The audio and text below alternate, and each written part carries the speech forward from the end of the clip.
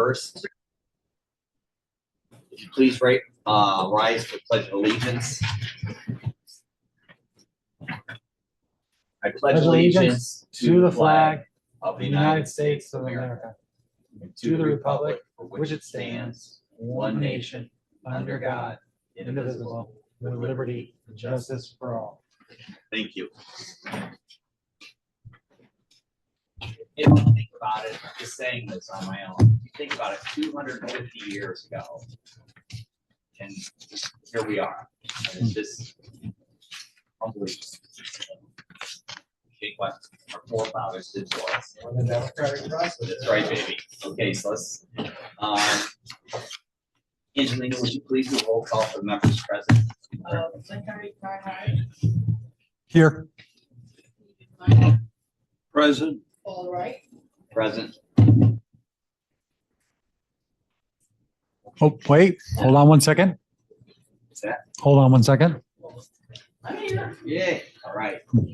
Sorry. You have to say pledge of allegiance. Okay. That's right. Okay. All right. So can I have a motion? Paul, can you test your mic? Is Oh, it wait, on? well, let's add Tamara. What I do? No, it's Yeah. not on. Better? Yeah. Okay. Okay. We have 3 orders of business tonight. And the first one is PLZBA 2026-0047. If you please come up to the podium. What about adopting the minutes? Oh, we got documents. Okay. I make a motion to adopt last month's minutes. Okay. I'll second.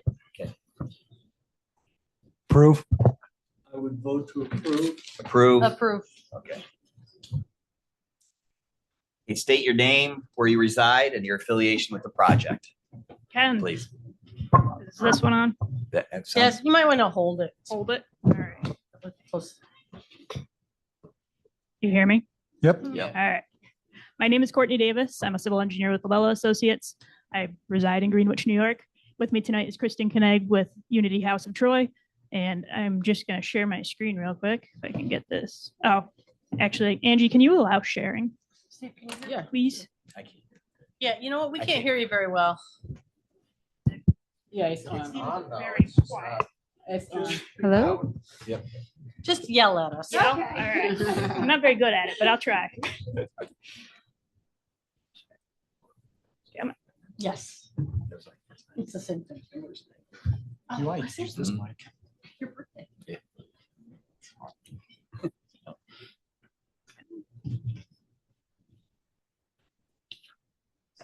All right. Everyone hear me? Oh, we got a microphone.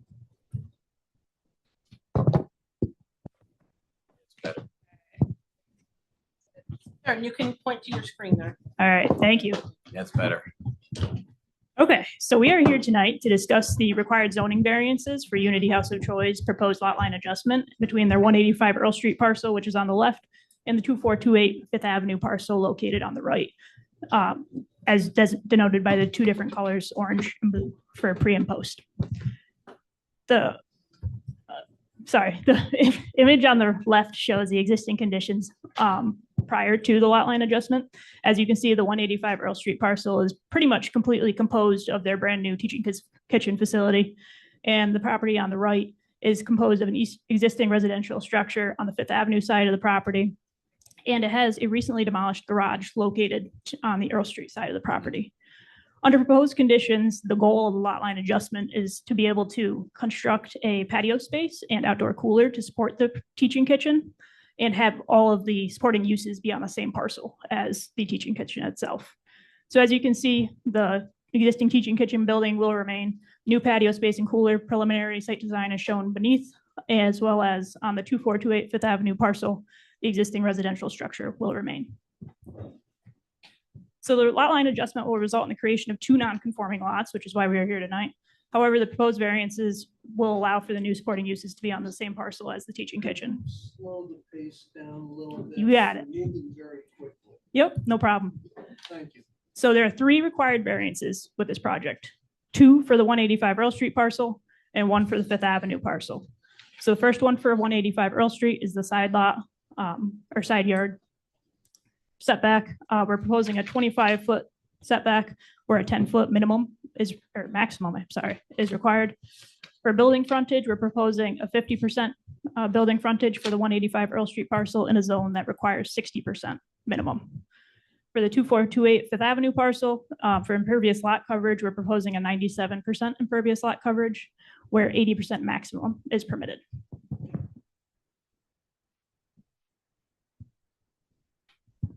So getting into some more of the details. So for the side yard variance, we're seeking 15 feet of relief.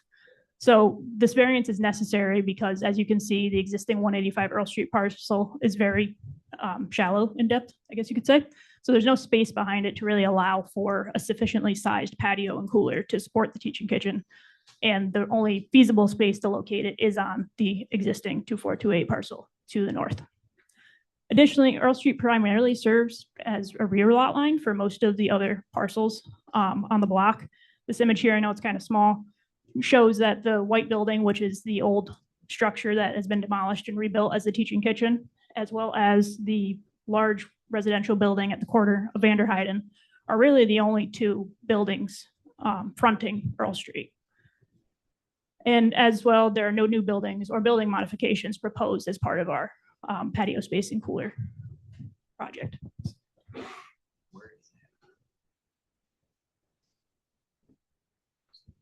So moving on to the building for frontage variance, a lot of the same justification as with the side yard.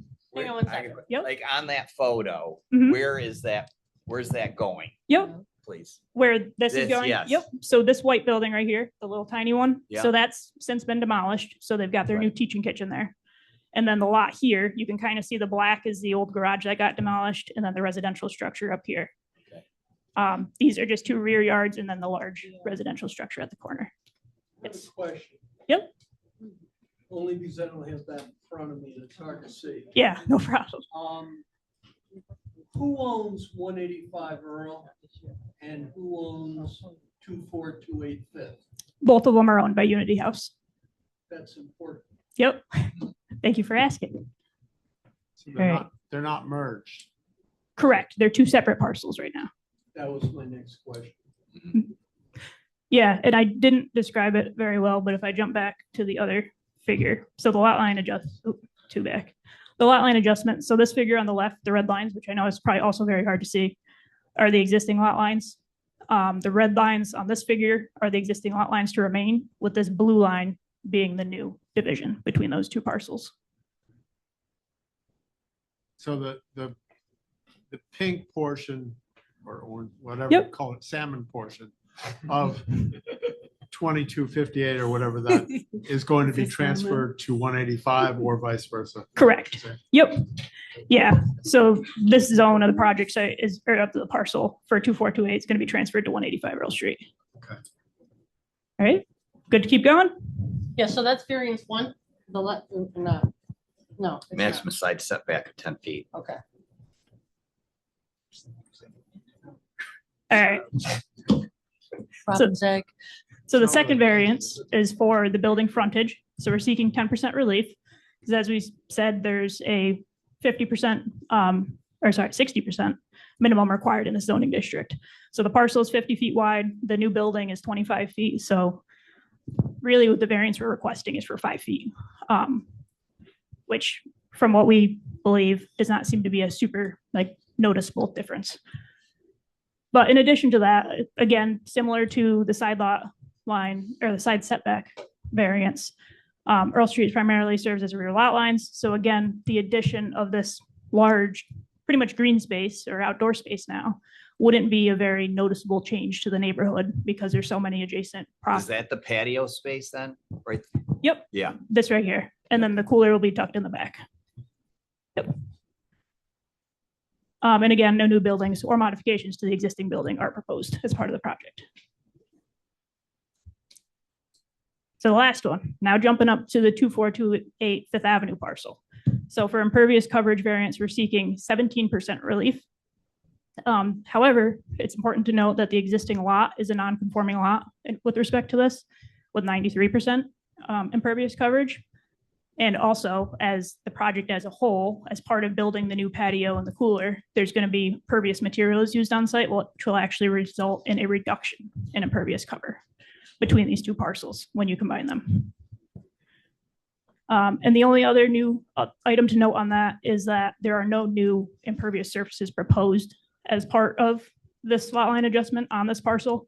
It's just simply a factor of, it's a highly impervious lot today. And since we're reducing the size of it, it makes the impervious coverage percentage go up. But I believe that's all I had for you guys. So if you have any other questions, comments, feedback, we'd love to hear them. So you're not merging them both onto the same deed? Yes. So there'll still be two separate parcels. Is that what you're asking? Yes. So Yes. what, could I ask, why not just make them one parcel, like put them as one property? If you own them both, you're, why not make it one? Like, that's my question. It might be a dumb question. So I wanted to clarify something, because I think there might be a misunderstanding. Mhm. The bottom portion there that you're not showing, The Yep. salmon.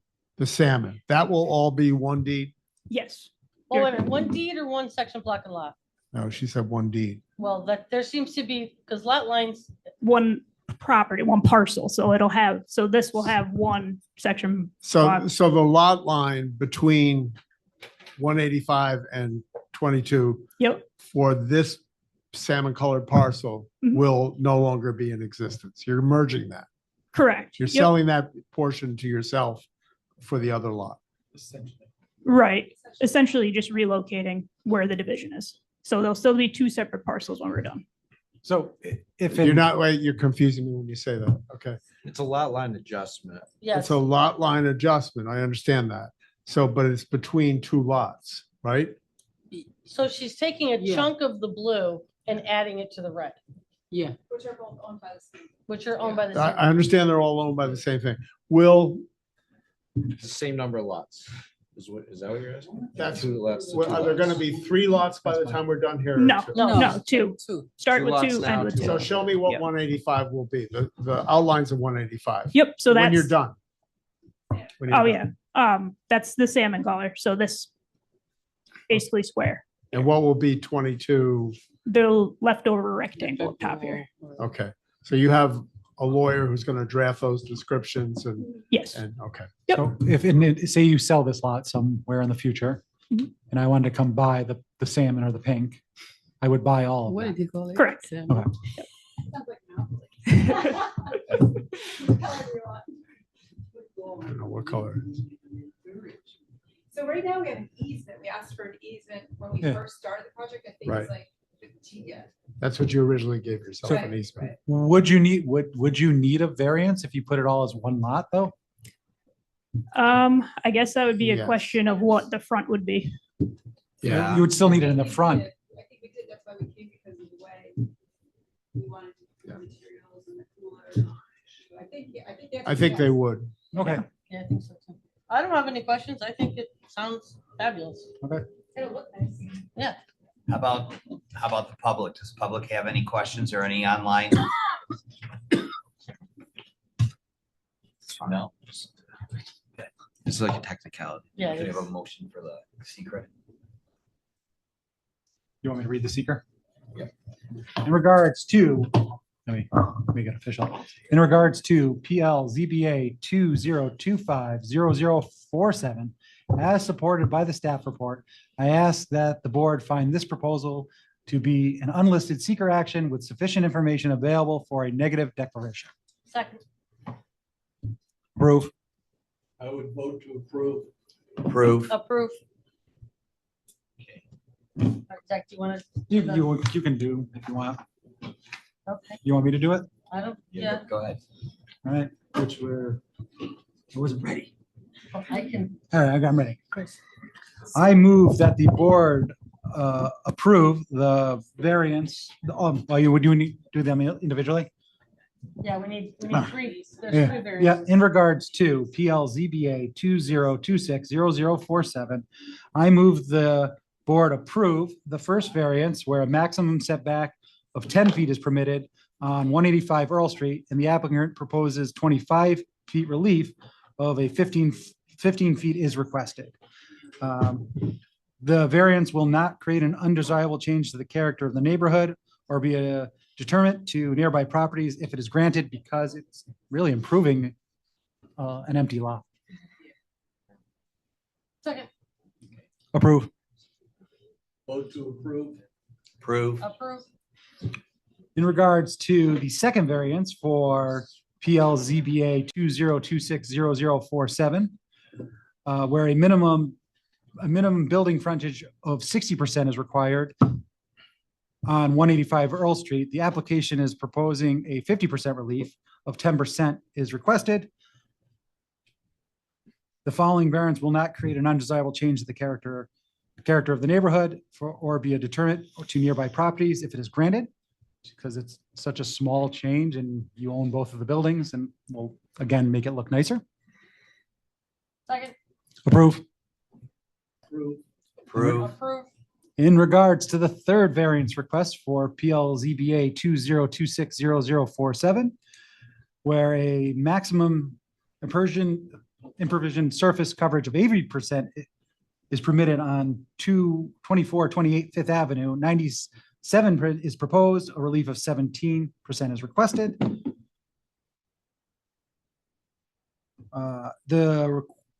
I move that the board approve this variance because it is not substantial enough to really make a change to the property. It's very little that you're changing. Second, Approve. Approve. Approve. approve. You're all Good good? luck. Good luck. Go make it pretty. Okay, the next order of business is PLZBA 2026-0054-106 Adams Street.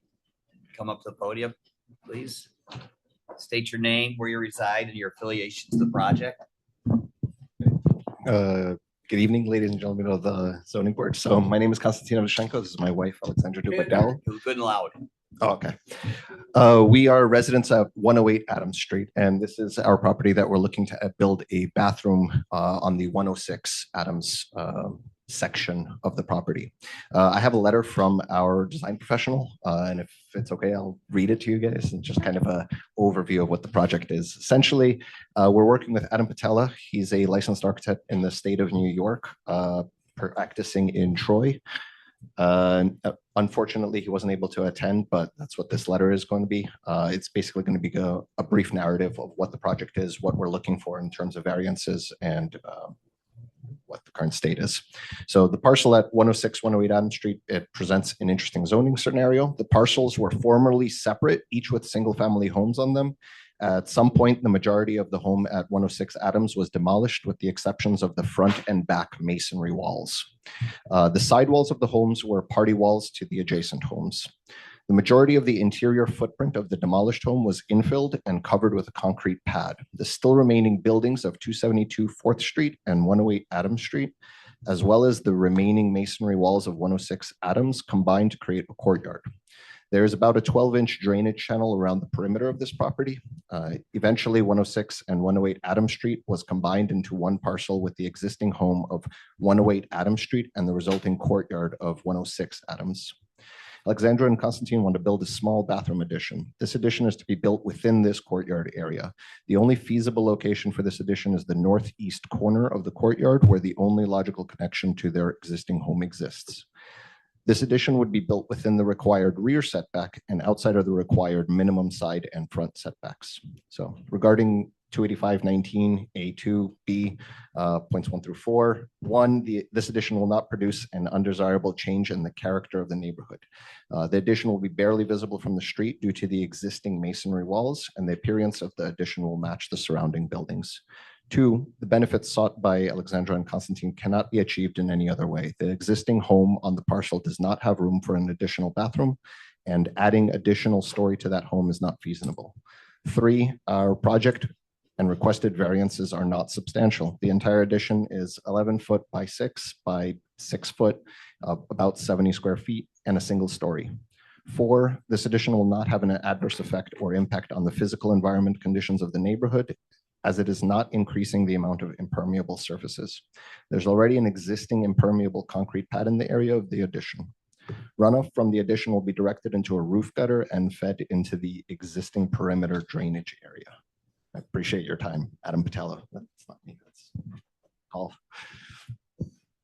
Yes, So you own 106 and 108, correct, and you reside at 108, correct, and 106 is basically an empty lot with the 2 exterior walls, and you want to put this small addition in. correct. Got it. Thank you.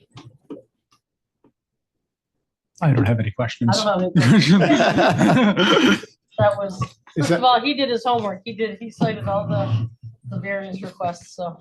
is that the rear of 108 there?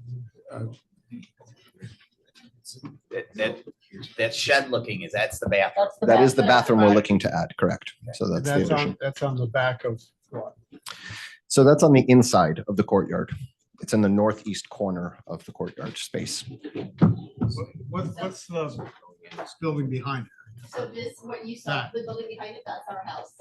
And the little addition that you saw was built behind this wall, essentially. So, oh, okay, I get it. It's the side of your house.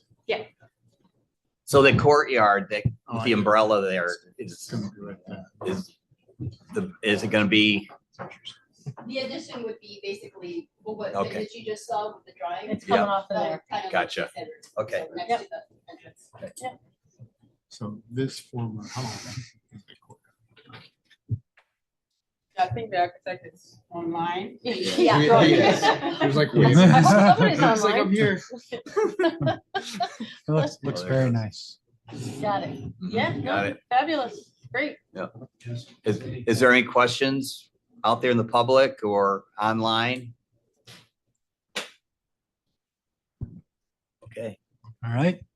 In regards to PLZBA 20260054, as supported by the staff report, I ask that the board find this proposal to be a seeker type 2 action with sufficient information available upon which to state that no determination is necessary or required. Second, Approved. I would approve. Approved. approve. You want to take that one? Sure. Rick, do we have to do these separate too? Oh, yeah. Yeah. Treasurer too. So let's see, I move that in regards to PLZBA 20260054, which has 4 area variance requests. The first request is a relief of 4'6" from the maximum setback of 10 feet. They're proposing a 14'6" relief or setback so the relief is 4'6". The variance will not create an undesirable change in the neighborhood. I don't personally think it's substantial to the neighborhood. It's substantial to them, but, and it will not have an adverse effect or impact on the environmental conditions of the neighborhood. Zach, do I have a second? Second. Approved. I vote to approve. Approve. Approve. In regards to the second area variance, the applicant is asking for a relief of 5 feet to the minimum rear setback, where 5 feet is required. They're proposing a rear setback of 0 feet. I move that we approve. Again, it will not create an undesirable change in the neighborhood. It is not substantial to the neighborhood and will not have an adverse effect on the neighborhood. I would second that. Approve. Approve. Approve. Number 3, I move that we, the board, approve the third request of a relief of 7 feet that is requested for the side setback, where 10 feet is permitted. The applicant is proposing a 17-foot. Again, I do not believe that it is substantial and it is not going to have an adverse effect on the neighborhood. And it is not a detriment to anybody. Second. Approve. Vote to approve. Approve. Approve. And lastly, the last request is for a relief of 14.3% for the impervious surface coverage. 80% is permitted. The applicant is proposing a 94.3, which creates a relief of 14.3. I move that we allow this, that we approve this. It does not create undesirable change to the neighborhood. It is not substantial with no ill effects to anyone. I second, and I also approve. Approve. Approve. Approve. Okay. There you go. Good luck. You have your Have fun. bathroom. Congratulations.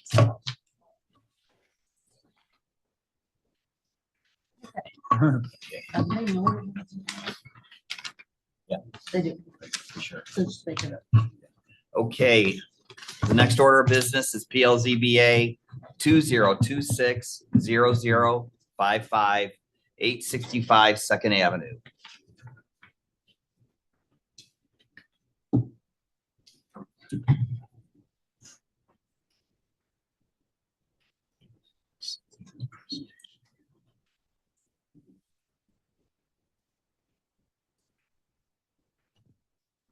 No, I think the You can't. planning board is Secret's not already, yet. planning board is lead agency. So do we need to make?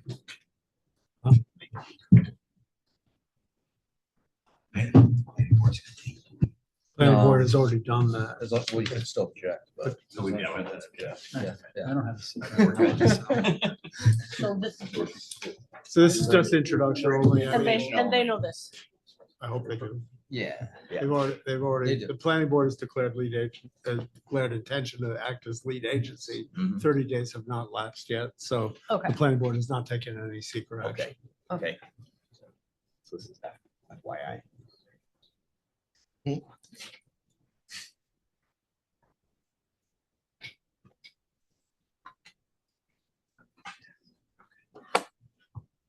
Good evening, everybody. yeah. Yeah. Good? Yep. Good. Yeah, we're good. Give us your Okay, very presentation. good. Good evening, everybody. My name's Andrew Shriver. I will be presenting on the Lansingburg Gateway Project, otherwise known as 851-867 Second Avenue. I just want to note I'm a little sick tonight, so go easy on me. But Kelsey from Labella, our excellent site engineer, she's not, so feel free to go hard on her. Forgive me. So we're here tonight to introduce the project. We'd request that you guys schedule a public hearing for the project at the next meeting and properly notice that public hearing. The Lansingburg Gateway Project is a mixed-use project on 6.27 acres in a neighborhood for development intensity zone with a resilient waterfront and flood risk overlay. So I just want to sort of set the stage for the conditions in which we're contemplating this project. The development team is led by myself, Andrew Shriver, Attic Labs, based in Newburgh, New York, Rockabill Development and Consulting, a very experienced affordable housing developer. We might also say workforce housing, with multiple projects throughout New York State. They've done a lot of work in New York City, in addition to the Albany area, all the way to Buffalo. They have a long track record of securing financing for these projects and working with the state agencies, HCR, EDC, to secure funding, right? These are sophisticated operators who understand the debt markets and the tax credit markets and are able to go out and secure financing, which is critical for a project like this. It's critical for any project, but especially a project where you have a very complicated set of sources. The development team's then rounded out by AHC, which is our development and construction partner. AHC is a third generation construction company led by Keith P. Leibolt and Keith H. Leibolt. They have built thousands of units of housing. I've worked with them on multiple projects. They are an excellent GC. In addition, they have a property management company, which we work with. And so I just note that to, Who's the GC? Yeah, so who do you work for? That was gonna be my one question. sorry, let me just let her. Yep. Tech support. What? I'm just gonna get the show.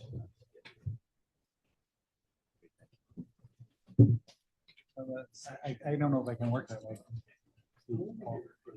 Yeah. Well, can I ask questions in between? Yeah. You want a longer piece of paper? Okay. No. Okay, because you have a little huge lot.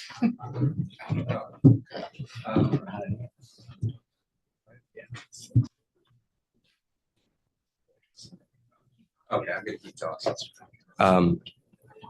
So I have my own company, Attic Labs, Okay, right? so you work for Attic Lab. Okay, I'm that was my question. Sole proprietor, and so I partner with other development firms, bring these projects together, right? Right. Everybody brings a piece to the table. And you're based out of Newburgh, you said? Correct. Okay. Originally grew up in New York City, if that's, Nope. meaningful. But oh.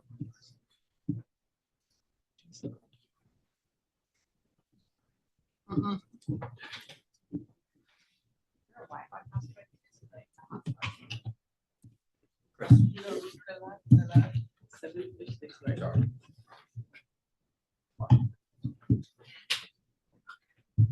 Are you ready?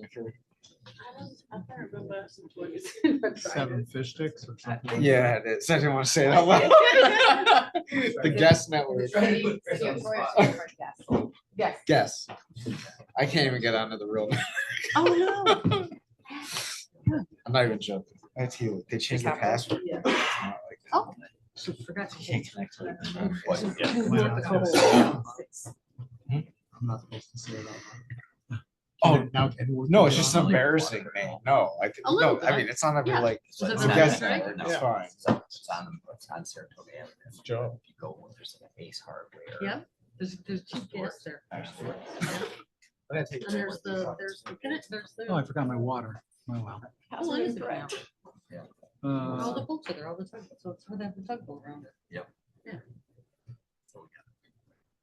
Okay, well, that's fun, so that's good. Yay. Is she excited? Oh, yeah. Oh, that's awesome. I can try to make my hotspot available Is she- if it's not working. She's on other people's. Password's not correct. No. Just- having other people. So try connecting to Zachary's okay. phone or something. Zachary's S24. But she's in charge. Yeah. She's in charge of real estate. Oh, let me know. Yeah. It's not. May there one we go. check balance out the other. Yeah, hopefully. Even if you're at a net zero, that's okay. Yeah. As long as you're. Yeah.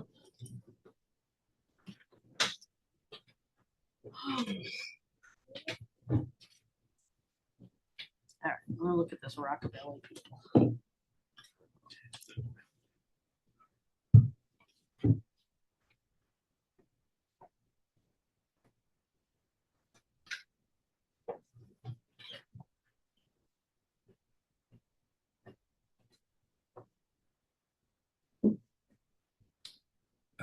I apologize. It's all right.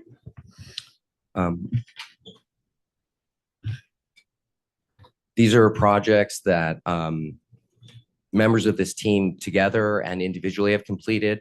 Zero Place in New Paltz, New York, was a LEED Platinum building, completed in 2023. It won a number of awards. It was 46 residential units in addition to 8,400 square feet of retail along the Hudson River Rail Trail there. It's quite a successful project right in the downtown. You can see various design elements are oriented towards efficiency. So smaller windows,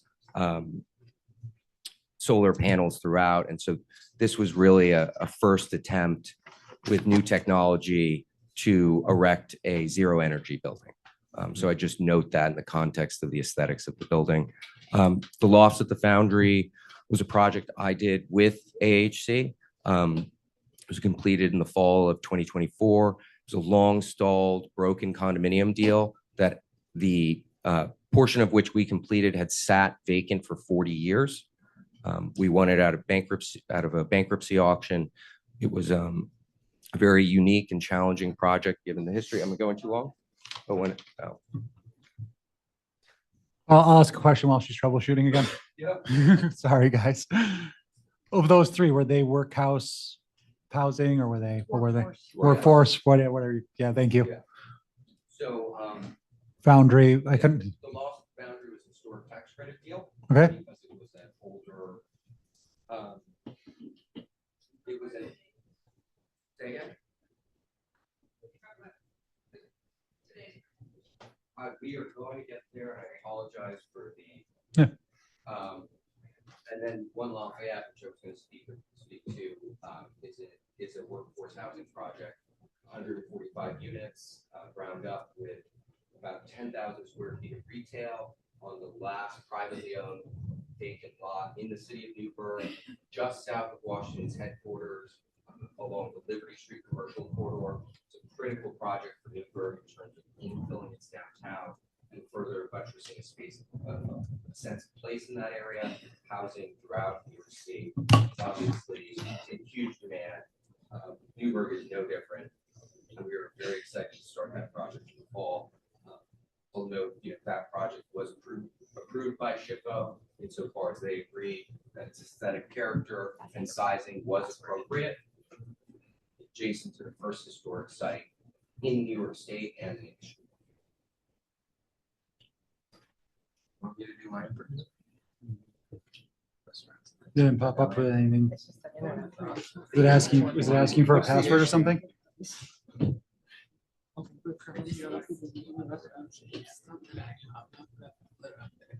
For sharing it or whatever, yeah. I'm not a flash drive. As long as it's not clear. No. What's going on? It's a technical glitch. Did it pop up with anything?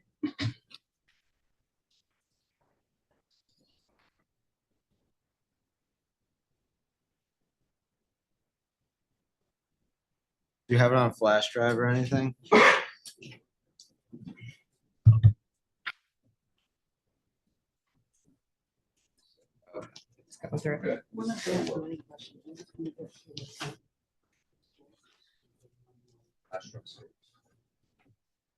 Wow. We don't like to run it if we don't have to. I just really want to hang out. with that. Oh, I'm sure you do. Oh, there we go. Oh, yeah. Back at it. I have no doubt. It's not going to happen again, I promise. So you can. Yeah. I don't know if I would commit to it. All right, moving on. Sorry, we got to keep everybody's getting. So you can see a rendering of One Lafayette there. That project is scheduled to start in November of this year. We're quite excited about it. So that's all to say. Every member of this team has a lot of experience doing multifamily projects of this size, many of which are award-winning. The design team for this project is led by Kelsey from Labella. She's our site engineer, one of the best site engineers I've had the pleasure of working with to date, as well as Chris Berg, who could not be here tonight for a family reason, of Fifth Street Architecture, with whom I've worked extensively and is a great project architect. So I just want to note the site today, as you know, a former Price Chopper, Eckerd Drugstore, and Burger King.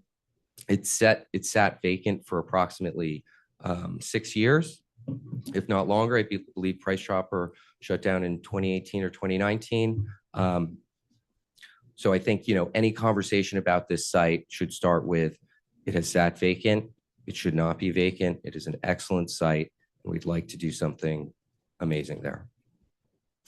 I'm going to hand it over to Kelsey now to talk a little bit about comprehensive plan. I may jump in just to discuss architecturals. Yeah, so the city has the 2018 comprehensive plan, which noted the Second Avenue district as a key northern gateway into Troy. So in that plan, there was actually this map that's shown on the slide, which had a conceptual kind of redevelopment of that area. So specifically for this site, it did consider, putting the buildings with a strong street frontage, and in that scenario, that pushed the parking to the rear of the property. So when you compare that against the 2023 zoning code, even that concept did not comply with the intent and the future vision of the city. So I think what we're trying to do with our project is kind of balance both the need to provide that strong street frontage as well as, protect the views and provide a strong green space buffer at the riverside. And as part of the comprehensive plan, it did recognize Second Avenue as a commercial corridor, potential mixed use.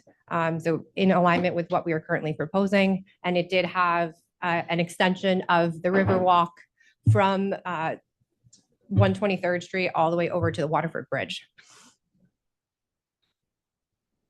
So the project as a whole, what we've got is 205 workforce housing residential units. It's going to be a good mix of 1, 2, and 3 bedroom units across the 3 buildings.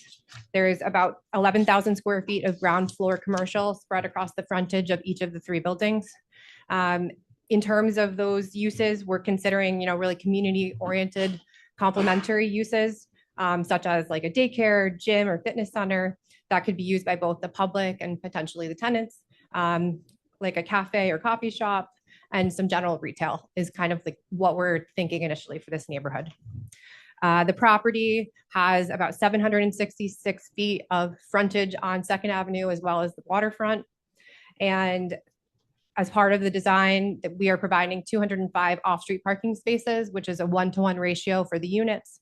In addition, we are looking to add 21 on-street parallel parking spaces on the west side of Second Avenue. So we prepared a transportation demand management plan that shows that parking is adequate to support the proposed uses. So as the site exists today, it does not conform to either the 2023 zoning ordinance or the vision of the city for this area. The property sits at over 82% impervious. The primary existing building, the former Price Chopper, is set back 150 feet from the frontage, but only 50 feet from the river. The existing rear access drive is set back only 25 feet from the river. And then there's the excessive parking lot at the frontage that has 0 setback from that frontage. So the site layout was carefully designed to balance the residential and commercial density with parking and with the need to establish a pedestrian-oriented streetscape, protection of the view corridors at both 124th and 125th Street that exists today, as well as providing adequate screening of the parking lots at both the frontage and the waterfront. In alignment with the development intensity zone, the design incorporates a complete streets approach, which includes the parallel parking spaces on Second Avenue, new granite curb, a porous maintenance strip, new concrete sidewalks, and a strong commercial presence within each of the 3 buildings at the frontage. So in trying to protect and screen the parking to the best of our abilities, we have the 2 parking lots tucked in between the 3 buildings with significant landscape screening on both sides. The U-shaped configuration of building 2 allows for a large central courtyard, and there will also be a playground proposed for the tenants at the rear of building 1. I'll also note that the current design that we're presenting to you today reflects some changes from the initial submission materials that you received because, with the scale of this project, it's rapidly progressing through design. So what you see on screen is what was submitted on Monday to the planning board. So most notably, the changes that occurred, building 1 shifted south to provide a 10-foot setback where I think we had about 27 feet previously. So it's now 10 feet from the southern property line. The exterior ramps and stairs that were previously proposed at the residential entrances have been removed, and there will now be a double-level lobby that will have elevators from the ground floor to get up to the residential level. So with those 2 changes, that really opened up the area between the 3 buildings to allow for more green space and a new, more prominent public pedestrian pathway from the CDTA bus stop through the southern parking lot to the rear to the river. And along that pathway, there are significant landscaping features and seat walls to really make it a nice pedestrian space. So just bottom of your picture is the road. Top of your picture is the river. Yes. Okay. Yep.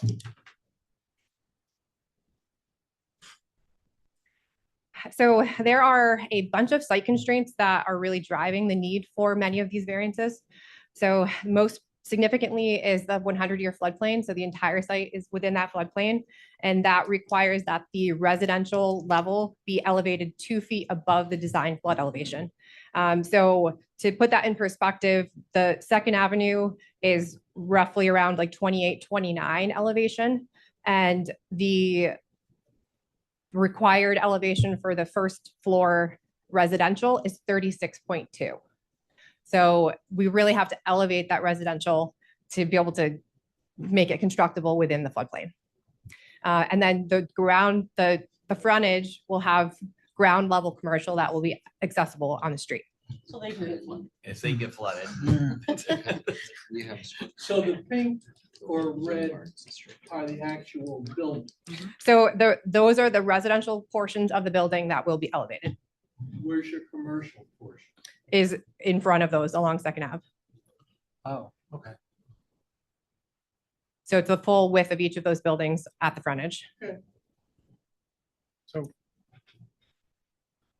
should show the side section, its elevation, or it's very confusing to understand. Yeah, so what's underneath, like if you just have the commercial property on the bottom gray part of the darker salmon, we'll call it. What's underneath that, like just an empty space? It will be fill. Okay. Yeah. Okay. So the residential lobbies will go down to the ground level, the commercial So you're gonna level bring the grade up. to bring it up, and then the first floor level with fill. Gotcha. Yep. So currently, there's no parking on the west side of Second Avenue there. Correct. How do you propose, are you gonna make the road narrower or? Can you show me where that is on the map too? Where the parallel parking is? Yeah. Can you see the cursor if I point or no? Yeah, I can see it. So all along this frontage, we have parallel parking proposed. So the existing CDT bus stop is here. So there's an existing bump out at that bus stop that projects into the road. So that is staying exactly as is. And then the curb does bump back now. What we are proposing is to bump it back an additional 2.5 feet towards our property to provide the 8-foot stall depth for the parallel parking. Moving the curb towards the buildings? Yes. Or towards? Towards the buildings. Second? Towards the buildings.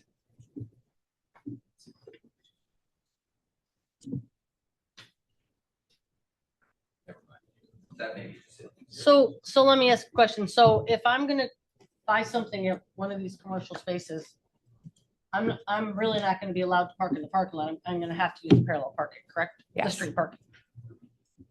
So they're not gonna be like any major anchor stores or anything like that. That's too bad. It'd be nice if there was an anchor store there, which So- would draw the whole community.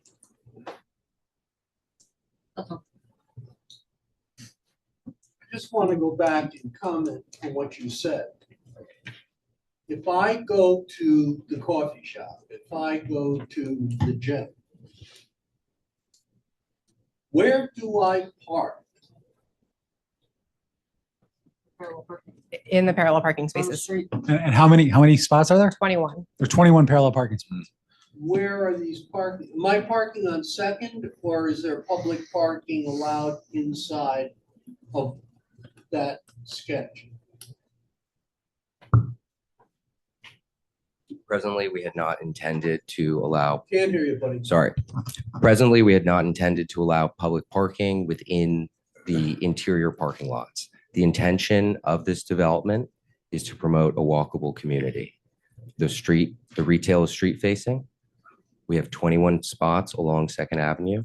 Given the rotation that you're going to see, we believe that is sufficient. Our traffic demand management plan has also supported that that is sufficient. So you have 205 apartments, Mhm. 205 parking spots in your lots, Correct, and 21 additional ones for parallel parking on Second Street. correct.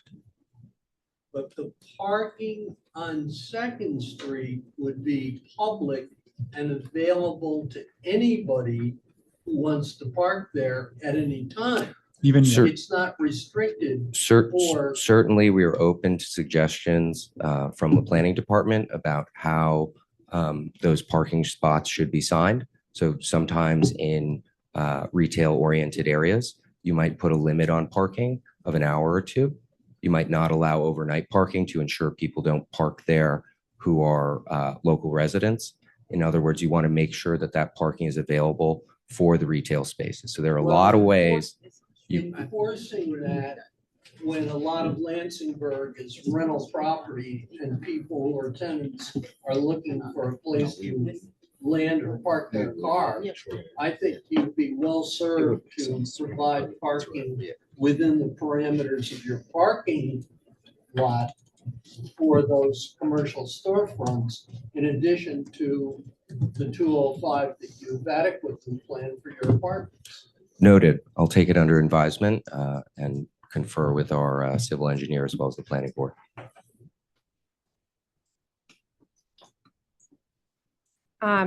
Somebody had asked about how we were modifying the roadway. So we do have a modified striping plan. Right now, Second Avenue unfortunately is not very well striped, and it's very wide, so it's kind of a free for all. It's technically wide enough for 2 lanes in both directions. And folks coming from Waterford, especially, like it is, you will see like 2 lanes of vehicles driving south. So what we are proposing, in addition to the parallel parking, which will be set back from like the CDTA curb line, is single 13-foot lengths in each direction, which would be sufficient for a shared bicycle lane, and then an 11-foot turn lane in the center. And so those would be defined striped lanes. But those are for the public on Second Ave. The parking, yes. Okay.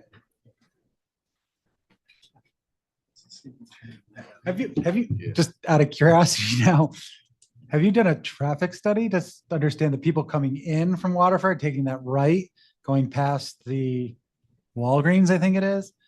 And then there's that empty lot and then your lot. Like, and then you're gonna have somebody coming in parallel parking.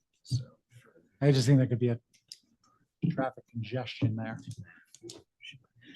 So we performed a site access and operational analysis specific to the traffic flowing through those 2 signalized intersections at 124th and 125th. And with slight modifications to the signal timing, they actually operate extremely well for the traffic, the current traffic is in addition to the traffic generated by the project.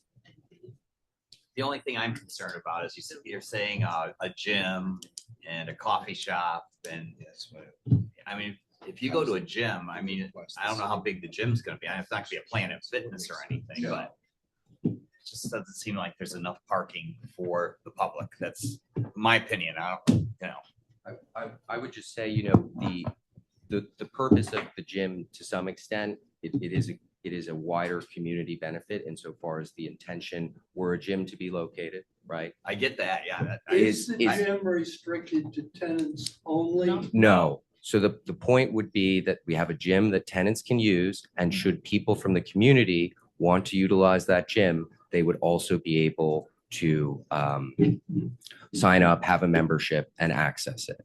Okay, now I just want to say, you know, those are general ideas of what those retail spaces could be. It is hard to determine this far out in advance exactly what they would be. Okay. All right, gotcha. If you do the parallel parking on Second Avenue, you're really reducing the 2 lanes going south from the bridge, taking you into Troy down to 1 lane, aren't you? The traffic generation, both existing and adding in the proposed uses, it's showing that it operates well. That was not my question. My question is not, does it operate well? If you do the parallel parking with the bike lane on Second Avenue, and you come off the bridge and you make a right, and you're proceeding down into Troy, Yes. your 2-lane road that we currently have now becomes 1 lane, So correct? So I just want to note that there is an existing bump out for the bus. So you do not have a continuous set of 2 lanes. That quote unquote 2 lanes, which is not striped, and Chris, correct me if I'm wrong, I don't actually believe it is intended presently as 2 lanes. Ultimately, someone has to merge into the single lane because of that bus bump out. Yes, and then So you're just avoiding my question. No, I'm Yeah, you not. are. Sorry, I don't want you to perceive it as if I'm avoiding your question. I'm just noting that as traffic is crossing Second Avenue, there is a choke point because of that bus bump out. But you go from 2 lanes down to 1. Right. Thank you. Because where that bus, there's a light right there now. There's a traffic light. Yeah. Just after the bus stop, there is There's a a traffic. traffic signal. And I mean, the other thing is like those traffic signals at 125th and 124th are not set up for 2 lanes. Like they're a single lane traffic signal in each direction. Is it? Because the one by the gas station, if I'm going the other way, if I'm going towards Hannaford in the Little League fields, if I pull up and that has a signal to turn left only, and then the other side can go straight. Right. I don't know what road that's 125th, but that's the way that's set. I drive that a lot. That's how I go to Little League. That's how I go to And you can go, if you're headed north, you can go straight or turn right. Or On turn Route left. 6, right? Yeah. Left. You're headed I'm- north. If you're going north on Second. Yeah. Well, And I it's go on past, Get to 125th where the bridge is. Yeah. You can make your right and go over to Fifth Avenue, or you can make a left and go over the bridge. That's what that's so You would that actually that go is set up. straight That is set up Or for you 2 go lanes. straight to Pleasant there. And they're set up for 2 So- lanes, and then you have traffic coming straight or coming off the bridge. So that is really set up for 2 lanes, I think. So what I will say is we just received, I actually don't even have a final report yet on our site access and operational analysis traffic study that was performed. So we will further review that internally and come back to you with more input. Yeah, I think it is. I know you're saying it's not for 2 lanes, but I think it might be. And if it isn't, people use it for 2 lanes for sure. But I think it has to be because the traffic coming off the bridge. I think it has to be. It's used. So I think the last note that I will make is that So then you're going to be merging sooner than if coming off the bridge. You have to be. Yeah. So we have Still the, come off the bridge or come straight off. there's the Walgreens property to our north. So there's the full length of that property plus, Yeah, it's not that big though. That's that little lot where that old house used to be. Yeah, I'm not saying it's gonna cause backup. You say you have a study that says it's not gonna be backup traffic, but I'm saying you're merging much faster there. You have to be. yeah, I mean, it's going to be a different traffic pattern for Okay. sure. It'll take folks time to get used to it. The other thing that I will note, I think, is that the intent of the neighborhood 4 development intensity zone is to try to create a more pedestrian oriented friendly space. So I think a lot of what we're trying to do with the modifications to the roadway as well as the streetscape improvements is to create that visual kind of traffic calming effect so that people will hopefully reduce their speed in vehicles. I mean, we do have the traffic signals that also would stop them if it was a red light. But I think overall, we're trying to improve the condition while creating like the intended vision of the city for the neighborhood. I don't know. That's just, I live there, right? The Berg's my neighborhood, right? Sorry, guys. So that's where I live, right? I don't live close to Second Ave. I live on 9, right? So this part of Troy is not a walkable part of Troy. Like I'm not walking Yet. down that area. And even if I don't even know if I live, like just the people that live there, it's not a walkable, it's not a walking neighborhood. It Well, just so isn't. to that, may I suggest, if that's what you're attempting, you gotta have some anchor commercial space. You gotta have something to go to.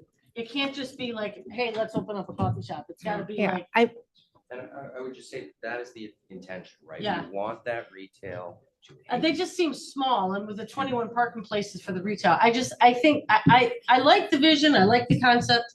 I just think there needs to be commercially for the residents. Yeah. The 205 residents, as well as the people that you're trying to bring into this community. Yeah. I think you need to have a really attractive anchor store, whatever that means. I agree with you, and our real intent is to make this a destination that compels people in the area to walk. I would also note that we have a pathway to the water, right? With a walkway along the water. I don't want to speak ahead of myself, but you have the boat launch to the south, and then the site to the north, which is the Walgreens. And so, you know, if the city decides to pursue funding and prioritize those two parts, you have the potential of a connection to the bridge. And so Are you now you're saying the boat launch that's over by Correct. the Pizza Hut or the one across the river? behind the Pizza Hut. Yeah. So now, That boat launch, so I use that boat launch. yeah, I'm probably the one person that uses it. Maybe there's another guy that does too. That is not a boat launch. Not anymore. It was at one time. They don't put the docks in. Yep. I've been arguing with DEC about putting those docks in for But I like mean, 5 there's years now. potential there, right? And they need to fix the ramp for it. Yep. I mean, it could be a boat launch. I'm just saying you can't call that a boat launch today. noted. And I would just say, again, with this concept of walkability, right? We now have a riverfront path that will potentially connect to the bridge. And so you may even have a change in the way people perceive getting around this area, right? And you're gonna let that path be open to the public? Correct. Right. So again, you might have people from across the river walk across, come across our property, walk down, access that retail, right? You may have the opposite where people from Lansingburg are walking through along the river, over the bridge to the community across the river. So I'm just saying, you know, we are trying to build a project that encourages walkability, and the intent is to shift behavior, right? But I mean, parking is always gonna be a problem. well, it's parking is always gonna be a problem there too. It's very, gonna be- it's congested. It's You a all, Detroit problem, Detroit made Yeah. it for themselves, but, yeah, I mean, I agree with you, Steve. It would be nice if there were some available spaces within the complex, but at the same rate, you got 205 units and 205 parking spaces. Everybody has a car. There's a potential for 400 cars. So there's a parking problem already and it's not even built. And you're not gonna control who parks on Second Avenue. No, it's gonna be We don't know parked. yet. and then what if there's a funeral at the funeral home across the street? Yeah, I mean, Troy has a parking problem. And we continue to add buildings and make more parking problems. What? Oh, there is two. So- You're right. Sorry. For the sake of progressing our Yes, Les. Yeah, go ahead. presentation, Sorry. Les, please, sorry. I think we understand you have significant concerns about parking. We will look into it further. We will try to come back more prepared for the next meeting. Okay. All right, Okay. let's see what she looks like. So some of the other site constraints that I just want to point out quickly. So obviously we're along the Hudson River. There is a 50-foot required setback along the river. So that's the blue hatch shown along the shoreline. We also have some pretty interesting utility considerations. So along the northern property line, that green line that runs parallel with the northern property line, that is actually a private sanitary service that encroaches on this property that serves the house that's tucked in by the bridge. Which green line are we looking? To the far right. Yeah, right is north. Okay.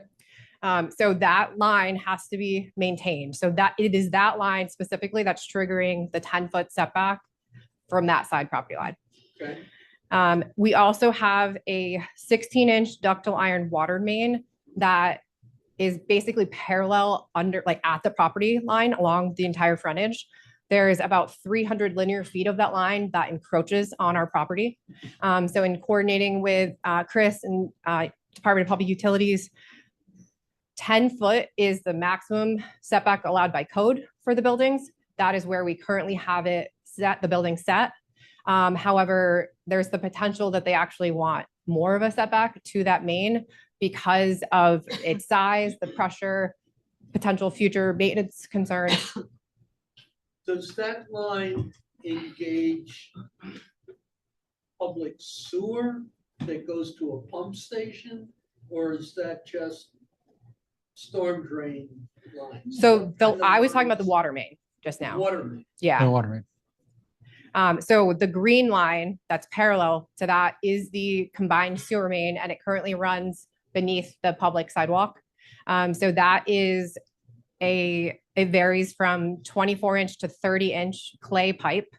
And it's relatively shallow at 4 to 5 foot depth. So clay obviously is a very fragile material, has issues with breakage.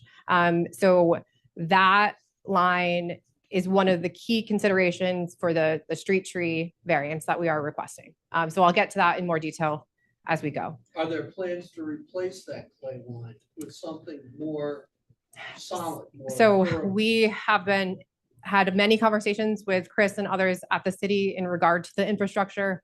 We all recognize its age and vulnerability. And I think our development team, we're all actively working with the city to pursue potential grant opportunities to do infrastructure improvements and replacement. It would be a shame to do a project, put all that money into it, and a year later, interrupt you, and now we've got to dig up the entire line after all the work that's been done. And it's a sewer line, so it's gonna go into the river. It's sort of like repaving in Troy, and the water lines break, and then they dig it up. I don't know what you're talking You about. don't know. Unless you want to, push the state to increase the utility funding budget, so we can get ahead of these things. So at the end of the day, I think we all want that line replaced.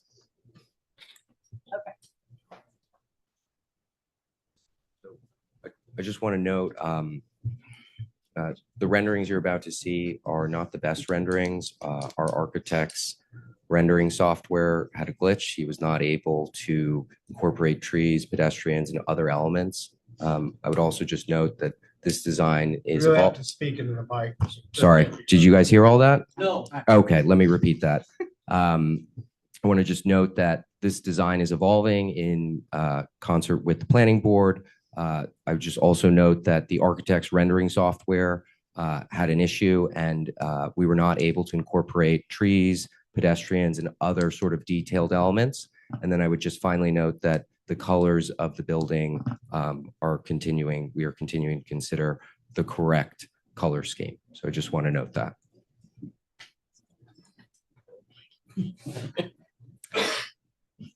So this is one of the preliminary renderings with all of Andrew's caveats to that. But this is looking from the east side of Second Avenue towards the central and southern buildings proposed on the property.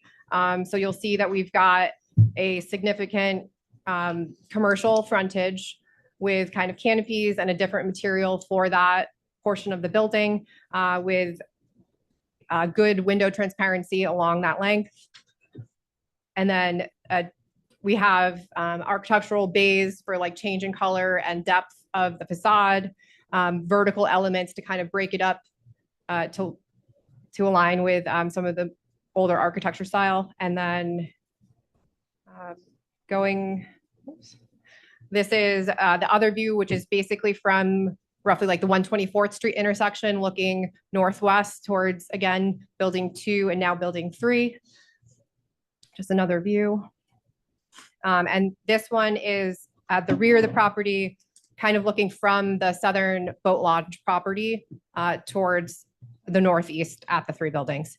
So we've got, a pedestrian walkway along the river and then connections back going towards Second Avenue.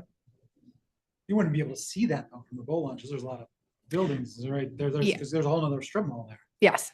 Yeah. So and that is not shown because again, they were having issues. So this is not a completed rendering in any way. But I think generally it's to give you general aesthetic of what the buildings will look like.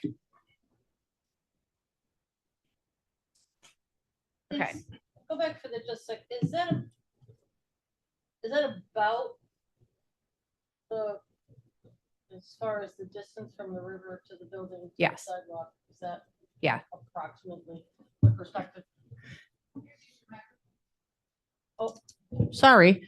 I was just asking if that was the perspective was correct. You see the little slice of the river, then you see the walkway and then you see the depth Yeah, of on the southern buildings. part of the property at building one, the setback to the river is greater. And then as you go north, there is like kind of a jog in of the shoreline.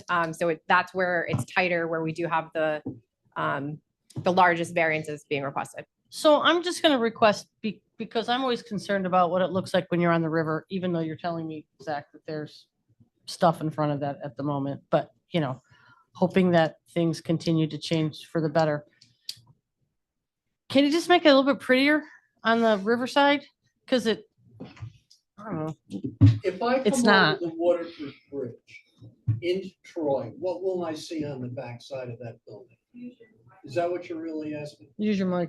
Yeah, well, If I let's, come over the 125th Street Bridge, I'm leaving Waterford, I'm coming into Troy. What am I gonna see? that. I mean, you're I gonna, don't think your microphone is on. It wasn't. yeah, it's on, you're just not close enough to you. Like, you're gonna see the, I would think the build, You're the gonna- third, you're the gonna third s- building back. You're gonna see all of those. Again, I just want to note that, and certainly I want to note that the landscaping plan is not on this Yeah. rendering because we were unable to provide it. I can assure you that at our next presentation, we'll have renderings that are incredibly accurate, detailing all of the intended landscaping, which is meant to account for this. There will be trees along that green space there, okay, in Sure. front of the water. I also want to note that there's extensive tree growth on both sides, right? And so I'd ask that you bear with me until I have those renderings for our next presentation. Yeah, But no, I- that's But I could fine. assure you that we have taken that into account and are aware that there is a balance between these buildings, the waterfront, and the perception of them in that context. Okay. It just looks like a dormitory right now, so We will do better next time. thank you. Okay, so we are here tonight to discuss 8 specific area variances, which were included in our application materials. So from the staff notes that you probably saw and the agenda, there was an extremely long list of potential variances that could apply to this project. But what I will say is that these 8 that we are presenting tonight are the ones that we know for certain are required. And we are actively working and have already eliminated many of the other items that were on that list and are looking to avoid all or most of those as we can. If we determine that any additional ones are required, we will modify for the next application and present that to you next month. So the first variance that we wanted to discuss was maximum building height. So we are proposing to provide a 53-foot. So I will also note, the design has changed since we initially submitted the materials to you. So there are several of these variances that have actually been reduced from what we originally submitted. So this is one of them. So originally our application had a 58-foot building height. We now have roughly a 53-foot building height, and that is just for the central building 2, which is 4 stories. And that in the zoning code, a 50-foot maximum is required. So it's about a 3-foot variance is what is being requested. So that additional height is not intended to increase the development intensity or density in any way. Rather, it's a direct consequence of the floodplain requirements that require that the residential occupancies be elevated 2 feet above the design flood elevation. So that's what is really driving the height of the building. But you're changing, you said you were you're changing the height, the grade. You said you were gonna fill it in to get more height. No? So the grade at the exterior, the finished grade at the exterior of the building is not changing. Okay. It's a building that will be elevated. Okay, Like so, okay, so what's gonna be underneath the building? a foundation So wall, there, Oh. so it's like you're having a berm built. You're Yeah. putting it on a berm. a structural, yeah, Yeah. Yeah, all right. structural concrete. So if we were not in the floodplain, the height would be below the 50 feet. So the requested relief, as I said, is limited to the central building 2. And to try to reduce the visual impact of that building, we have set it back to more than 100 feet from the mean high water mark of the river, where the 50-foot setback is required. So we're providing additional separation from the river, and then going just 3 feet taller. And then the other thing that I will note is that there is grade change obviously across the property. So the low point is at the Second Avenue frontage where we're about 28 feet in elevation. The river obviously drops down lower, but the majority of the site currently slopes up to a high point at about 33, 34. So our proposed grades are going to be very close to that with the exception of the residential first floor, which will be elevated. So at the rear of those buildings on the riverside, the height will be less than 50 feet compared to that finished grade at those corners. It's also important to note that the zoning ordinance already contemplates the ability to have additional height in this area. There is a 10-foot height bonus that is allowed when you provide a public multi-use path. So we are actively working to try to incorporate and get funding to build that path. But just for the sake of timing and not having negative implications to our potential funding through HCR, we are instead pursuing this height variance. So where's the path going to go? So that path, there's a small path there by the boat launch. I use those quotes there intentionally, just in case you couldn't see for the record. But it just kind of ends, right? And then you're going to extend that path, and then you don't own the property next to you, but there's no path back there, and then it cuts over to the river, cuts over to the bridge. So are you going all the way to the back line of the property, past that property, the vacant property now, to the right of you if I'm looking at the river? Like where's your path going to end? I mean, so I don't. So great question. So we are working with the city. Can't hear you. Sorry. Thank you. We are working with the city to secure funding for those elements. So one element is securing a easement with the owner of the Walgreens site, right?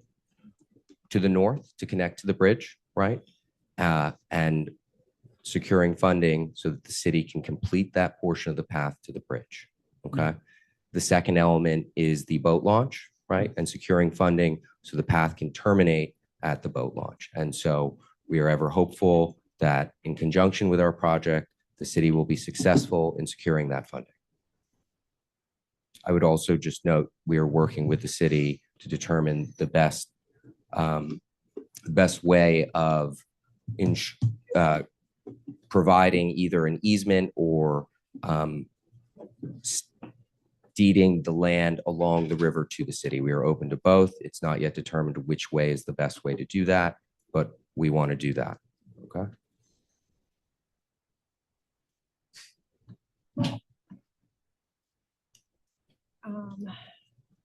So I think generally speaking, with the additional setback that we're providing from the river, and the fact that the height variance is only necessary at the Second Avenue frontage and is only 3 feet, I think that's generally, we think that it's still consistent with the intent of the zoning. You guys don't own the boat launch. That boat launch, that property's owned, the boat launch is owned by, I think, The city. the city. But then that parking lot where the boat launch is, but then that building is owned by somebody else. That's not you guys at all, right? The commercial, okay. So our property abuts the boat launch property at the rear. Because at the They south. own the former Burger King site too. Okay. So that's Yeah. in So between. Burger the King Price abuts the Chopper. boat launch property Oh, it does. at the river edge. Okay.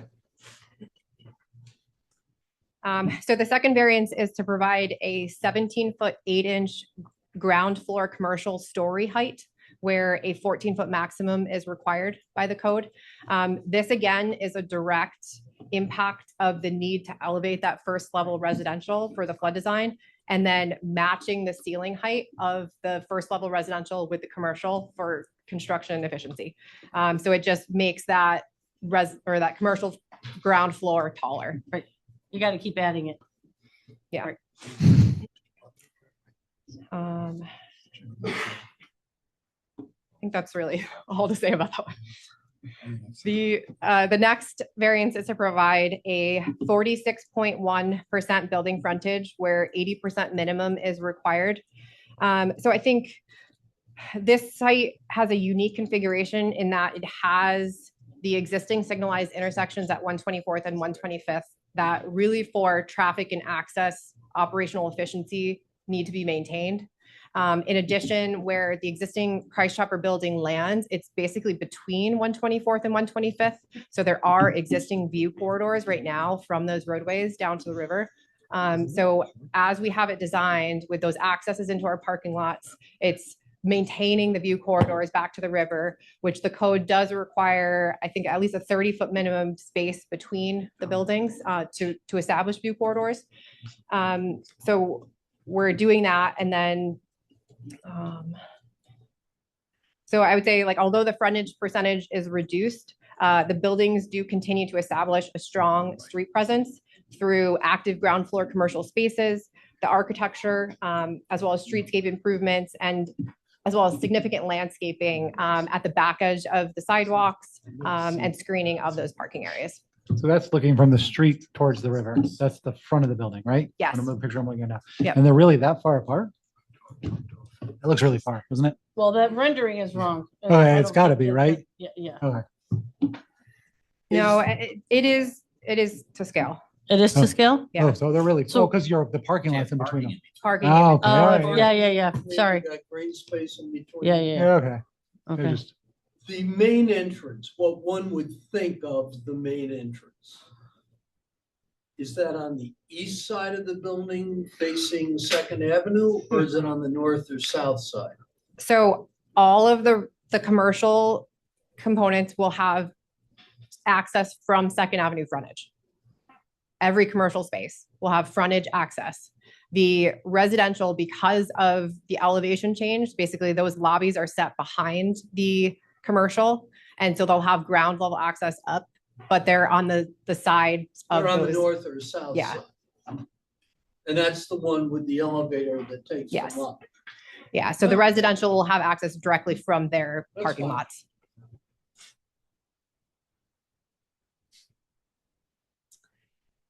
So the next variance is to provide 10-foot side building setbacks where 5-foot maximum is required. So as I previously mentioned, we have that existing sanitary service at the northern edge, which is driving that 10-foot separation. And then we were able to improve and reduce the variance request at the southern edge, and we matched that 10-foot offset. Generally, because there's a transformer, there's a sidewalk on the adjacent strip mall property, trying to maintain that, not have construction impacts to them, and ease constructability of a 3-story building. But I think if you look at this when compared to the existing property, as well as pretty much every property in that neighborhood that is in the neighborhood 4 intensity zone area, there are basically no properties that meet that 5-foot maximum setback currently. So like we are trying to meet the intent of the code, putting those buildings closer to the property lines. But we're not quite able to hit the 5 feet. Well, you have reason. It's a bridge. The next request is to provide a 0-foot step back in the 4th story of building 2, the central building. And in this zone, when adjacent to the river, there is a 10-foot step back in that 4th story that is required. So we are not proposing to provide that. So although we don't have the step back, the entire building is set back at 100 feet instead of the 50-foot required. But I think generally, introducing that required step back would reduce the housing yield. It would complicate the structural system, reduce the energy efficiency at that level, and increase construction costs without providing a significant public benefit. So I think we're trying to compromise by providing that additional step back from the river, or setback from the river.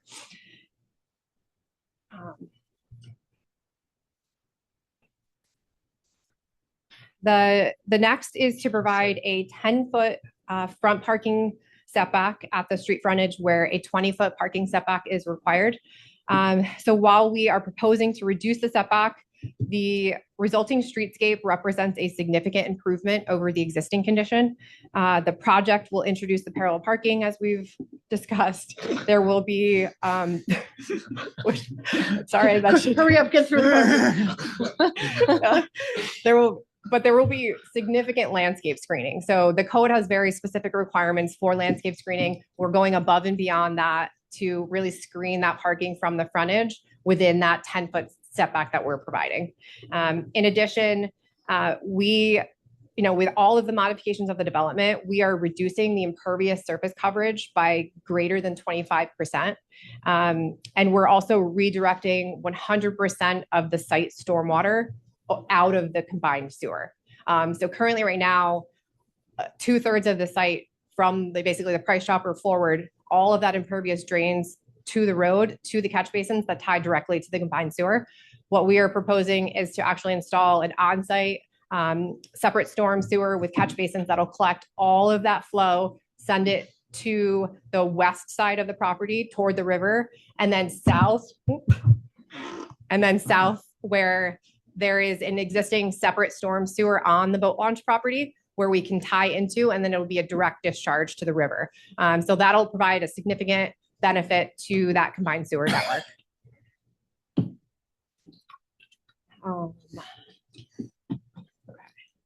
But the discharge to the river is storm drain only. So there are, it's the combined sewer overflow. So it only overflows when the combined sewer exceeds its capacity, but there are no direct, that pipe does not have any direct sanitary connections to it. So under a normal scenario, it's just conveying stormwater. And in like reviewing the long-term control plan, basically that outfall as of 2018 showed about 13 overflows per year. So it's actually pretty limited compared to a lot of the overflows in the city. All right. So the next one is about the parking areas relative to the Hudson River, as well as the public pathway easement. So the code does not allow parking to be adjacent to the river or the pathway easement. However, adjacent is not defined. So it's difficult to interpret what that setback really should be.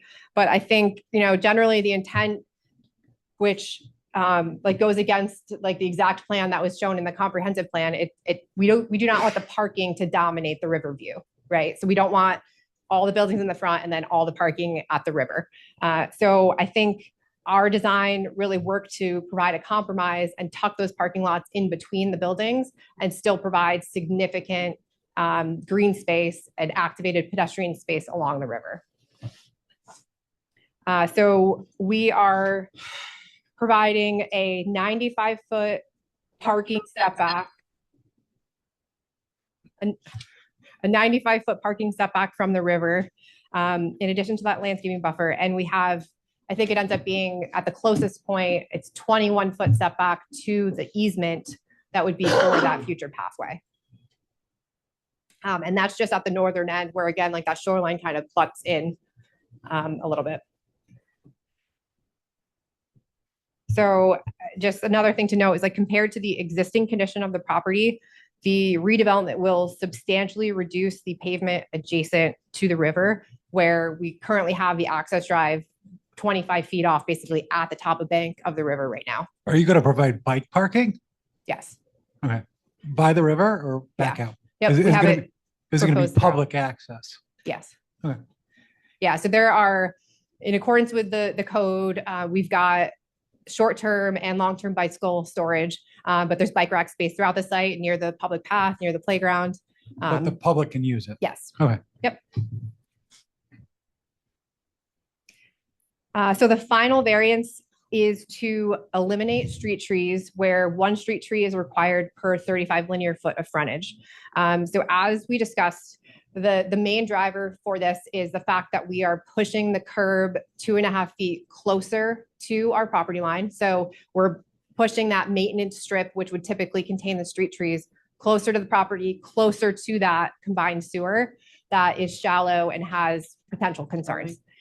So we do not recommend planting trees in that close of proximity to that line. However, we are showing and providing significant landscape screening directly behind the public sidewalk to try to like still accomplish, that green space along that frontage.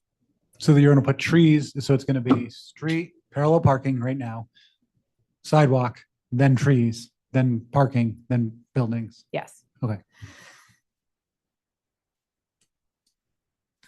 So I think taken together, these variance requests are not seeking to increase like the density of the development beyond what was contemplated with the waterfront mixed use district. Rather, they represent targeted relief necessary to address the unique physical characteristics of the site, including the floodplain, existing infrastructure, providing and emphasizing waterfront access, as well as preserving public view corridors to the river. So we believe that the proposal satisfies the statutory balancing test and results in a development that is consistent with the city's comprehensive plan and substantially improves both the site and the surrounding neighborhood.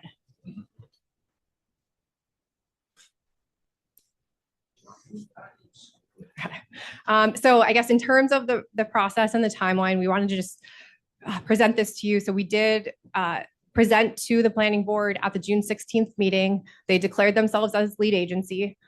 This is a type 1 action, so it requires the coordinated review, which the planning staff initiated. Notices were sent, and then we're presenting and introducing the project to you tonight. We are going back to the planning board on July 21st for a public hearing, potentially targeting a seeker negative declaration at that meeting, which would mean that we could then come back to you guys in August to again discuss the variances and potentially have a vote, and then go back to the planning board in August again. You're gonna break ground goal of September. That's good. That's when you want to write Of 2027.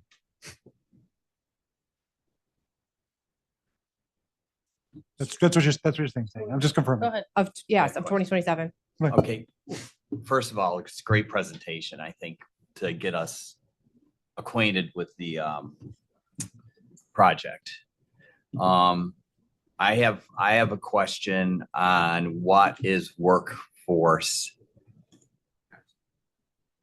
housing, yes, pricing, housing, and all that kind of good stuff. So presently, the funding programs available, there you go. Presently, the funding programs available from the state target area median incomes between 30 and 80%. This is always an evolving dialogue with the state agency, HCR. We believe and hope to also get additional bandwidths of 90 and 100% AMI. So the average generally in a project is 60% AMI. Okay. Okay, so what's that equate to for this project in dollars? Yeah. So Troy. Yeah. So wait, I have a question. When you talk about AMI 30 to 80 and 90 to 100, so that's been calculated differently in this area. Is it AMI for Troy? Is it AMI for Lansingburg, or is it the Tri-City area? Because that's something that's happened around the area generally. Understood. So it is the AMI for Troy, which is it is the AMI for the Troy, Albany, Schenectady statistical It's area. the Tri-City area. The So statistical you're area. calculating the AMI for the Tri-City area. Correct. And that is what we are required to use by the federal government as well as the state. And right now the state is saying 30 to 80% of the Tri-City. So the units would be for residents who make between 30 and 80% of AMI. We are additionally seeking to have bandwidths of 90 and potentially 100% AMI should the state agree that that is needed. But that is our intent. We have had, yes. So put that in layman's terms. I want Yes. dollars and cents. I want to know what these people are making a year. Okay, can I, if you, Convert the terminology of AMI to dollars. I, So when you say to us, the state wants to see or would approve 30 to 80% of a tri-city AMI, what does that mean in terms of a dollar bracket range? understood. I'm going to pull that info up Thank because I don't have it at the top, on the top of my head, but just give me once. We had it. So I'm gonna review that with But you. there's a reason I'm pressing that, and I'll explain the reason once you give me the number. Understood.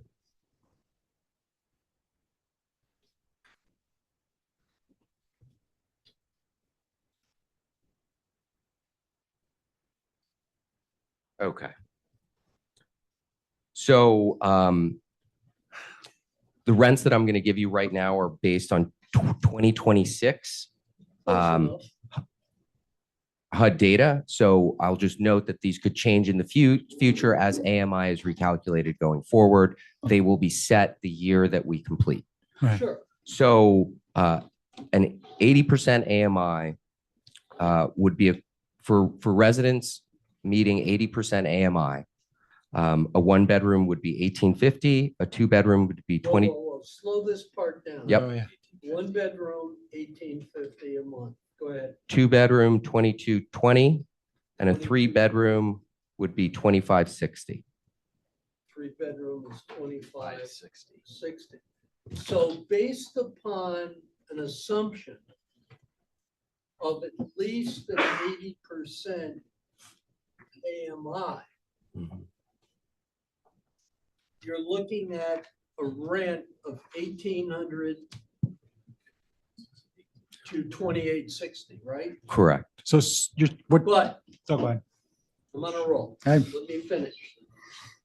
Let's go to the low end of the 30 to 80% range. Well, yeah. Do you anticipate how much of that 30 to 40 to 50% range would be allocated to units for rent? Or So- are they ruled out because of the low end of the spectrum? So the average across the entire project has to be 60% AMI. So you have some units that are above 60, the 80% bracket. You have some units that are below. The majority of these units will be 50 to 60% AMI, and I can share those rents with you now if you'd like. That would be Yeah. fine. Let's do that. That's a good question. Yeah. Okay.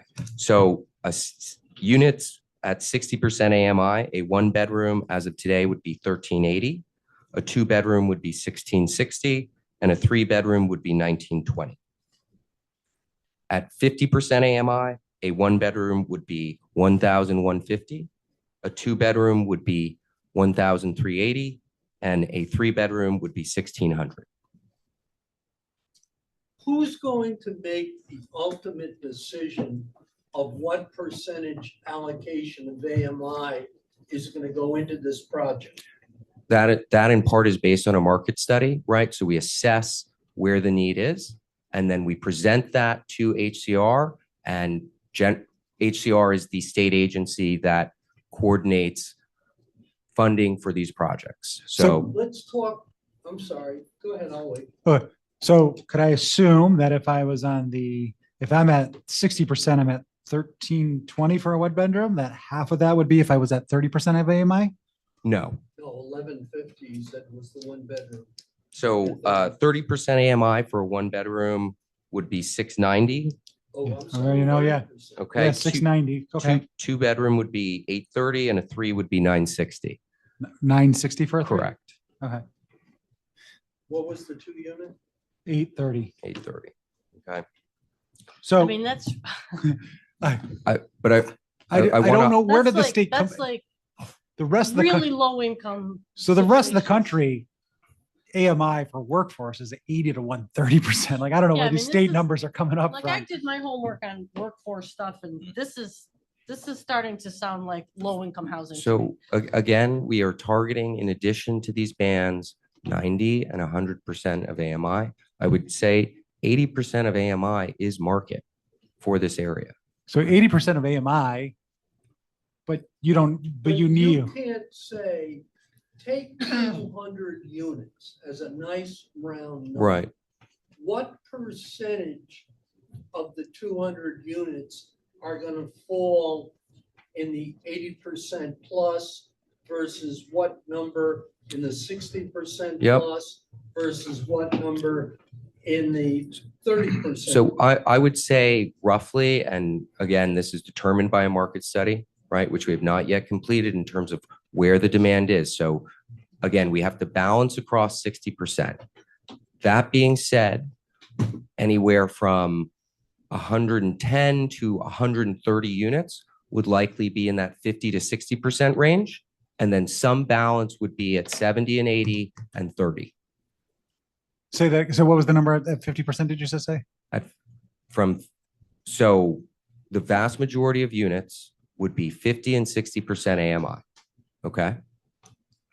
Then there would be small allocations to 30, 70, and 80 to arrive at an average of 60% across all So the there are units. allocations, so We are allocating based on our market study and what is needed in the area. But ultimately arriving at an average across all the units of 60%, right? So you're gonna have some units below 60, some units above, some units at, with the vast majority of units below 60 at 50%.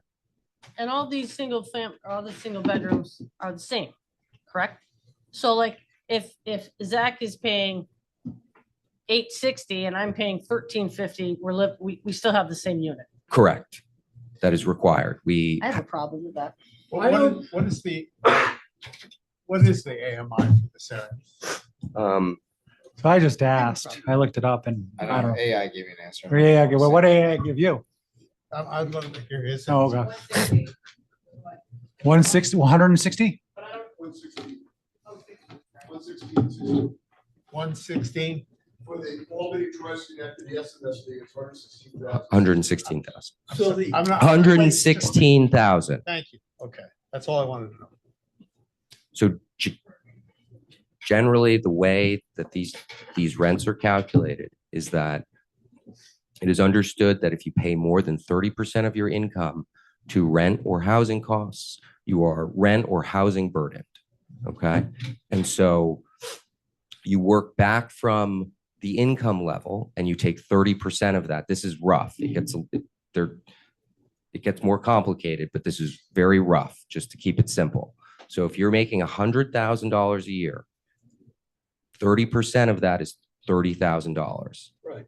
30,000 divided by 12 would be the limit.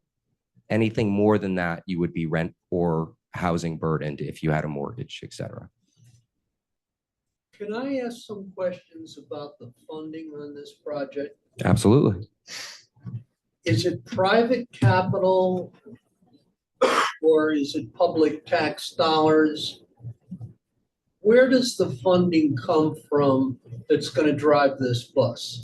It's a combination of many factors. So you have private capital, right? So the developers, myself, Rockaville, AHC are putting real dollars at risk to entitle this project. And then through the course of development, you have the state issuing tax exempt bonds, which are used to fund the project, in addition to what are called tax credits.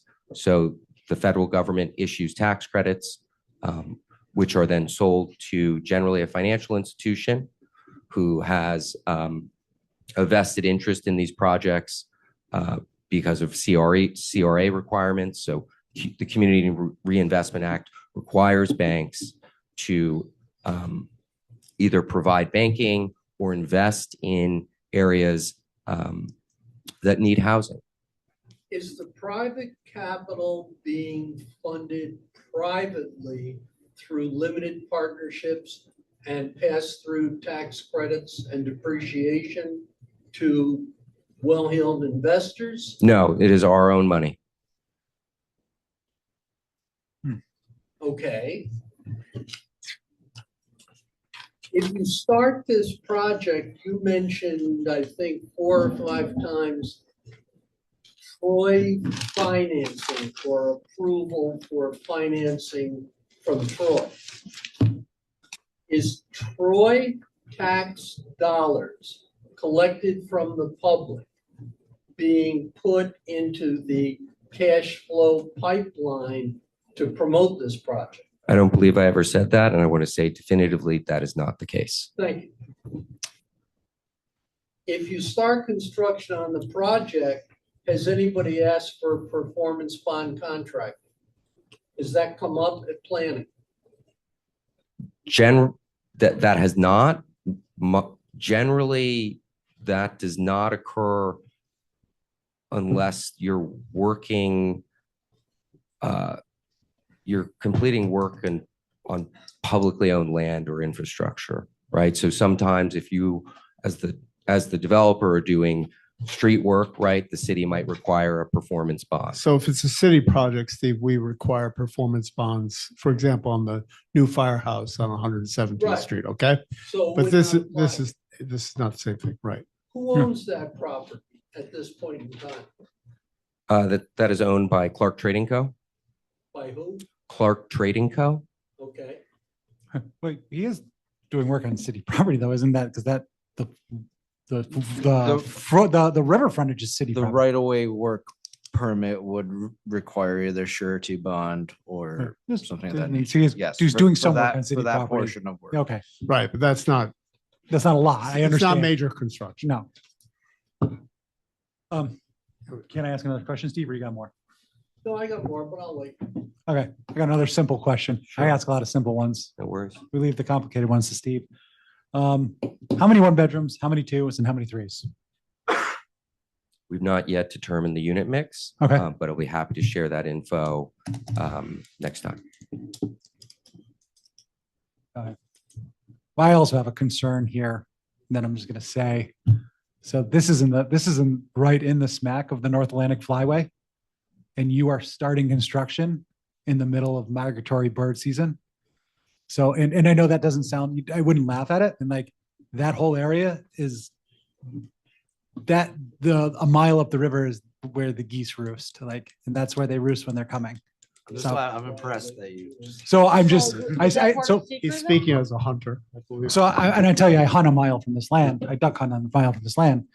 And I'll be honest, you're starting opening day of goose season in the prime goose season in this area. But there's A no- mile from this There's no land. hunting permitted in that area. There is, because it's on a we can have this offline. That's a federally regulated waterway. And if you're shooting, as long as you're not shooting towards a structure, you can shoot over any federally regulated waterway. Yeah, but I don't believe you can hunt in the city of Troy. No. But that's not the city of Detroit, it's federally regulated and a mile up from there. So, but You're- we can have that offline, Steve. Your concerns noted. This is a projected schedule and that concern is noted. I got another question for you. You can't hunt. Yes, This is sort of throw it all out. You can. yes, understood. Thought. Absolutely. The last bullet point on the agenda.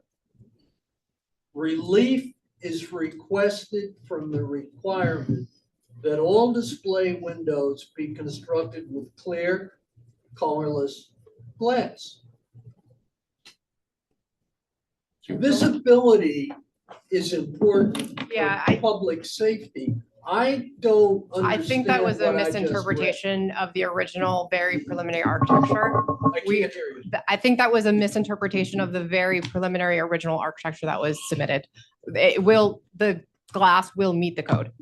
Yeah, because if a Troy police car or a fire department truck or an ambulance pulls up, I think transparent visibility is important for public safety. Yeah, we will meet the And I was transparency thinking requirement. You're not doing any of it based upon that. We will meet that requirement. of code. Okay. Yeah, I think what she mentioned on the record is what they are seeking the variances on. What is left out on that, on the agenda, they would address all those requirements. In other words, they will be meeting those requirements, so not needing variances. All right. Yeah. The third bullet point from the bottom, relief of 6 feet requested to allow a two-way driveway of 26 feet or a maximum of 20 is permitted? 20-foot driveways are proposed that in the current design that was presented to you. Troy Fire Department passed on that? We have not seen their official review yet, but their fire truck turning movements work in that whole Do property. they? That Yes. was my question. Yeah, That was a concern. I can't remember if that page was submitted for the ZBA, but absolutely, we have a fire truck turning movement plan as part of the planning board submission. Okay, thank you.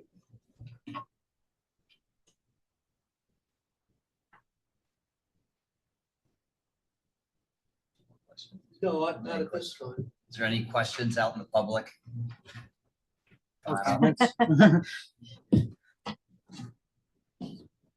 Waiting patiently.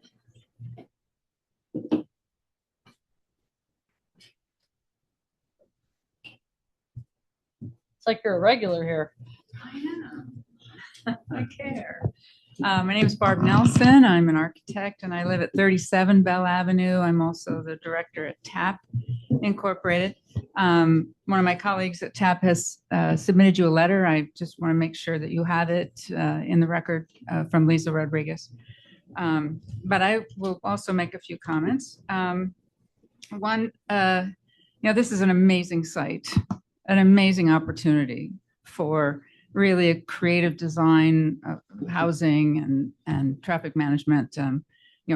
It's got gorgeous views. It has the potential to stimulate economy. And I ask that you do not compare this proposal to what we have now. What we have now is unfortunate, unlucky. It was the 80s, 70s, whenever it was built. It's bad. What is built on this property should be the best, should really be an excellent gateway into Lansingburg and not just better than some vacant grocery store, okay? Not just, we should not compare or hold our, we should hold our bar higher, way higher than this. The number two, so many of these variances are required because they're compressing the footprint as tight as possible. That's what we do. I'm an architect. You compress it and you go up, and that saves money. All right. The more you spread it out, the more foundation, the more roof. So I think what I see objectionable here is the density and the disregard for the street frontage requirements. You could certainly spread these buildings out. They could look like smaller buildings. But again, appearance and aesthetics and traffic management is not a zoning board purview. I appreciate your interest in that. But those are things handled by the planning board. The board is entitled to understand the project in its entirety. We also know the limits of our purview and jurisdiction. Absolutely. I agree. And so I'll mention that appearance wise, I think a creative architect can meet the design challenges. These setbacks, the zoning ordinance has set out design challenges. Yep, there's plenty, and they can be met without 14 variances, 13 variances. Some of these variances are very well explained. And we don't want to build on public utilities. We want to honor view sheds and things like that. But a number of them are very much self-created. That, I think, is the litmus test of when a variance should be allowed, when it should not. If it was not self-created, okay, oh, well, the floodplain requires we build up here. That's not self-created. Well, you don't have to go 3 stories high. You've self-created that need for that height variance. So there are a number of challenges here that could go back to the drawing board and result in a much more creative approach, appearance that doesn't look like a big factory for people, doesn't look like, in fact, even if it was trying aesthetically to be factories, because we've had plenty of factories on the Hudson, I might be okay with that, but no, they just look like warehouses. So I'll leave it at that. I'll take it up to the planning board, the aesthetics. The applicant mentions public infrastructure, that they're going to help find grant money to achieve. That's great. That's wonderful. I would like to note that a developer can very legally be required to contribute to public infrastructure improvements. I worked at RPI for 24 years. RPI, the city never missed an opportunity to say to RPI, oh, replace that sidewalk, replace the length of 15th Street, replace that sewer line all the way down College Ave. So it is entirely within the city's purview to require a developer to assist with public infrastructure that they are impacting. So think about that. Let's see, 1, 2, 3, 4, 5. Again, a number of these are self-created, and I hope you'll look at that very, very carefully. Also, it's a real slippery slope to promise or to say we really want a daycare center and we really want a restaurant and we really want community friendly. No one can guarantee what will end up there. What will end up there is what the market drives and what the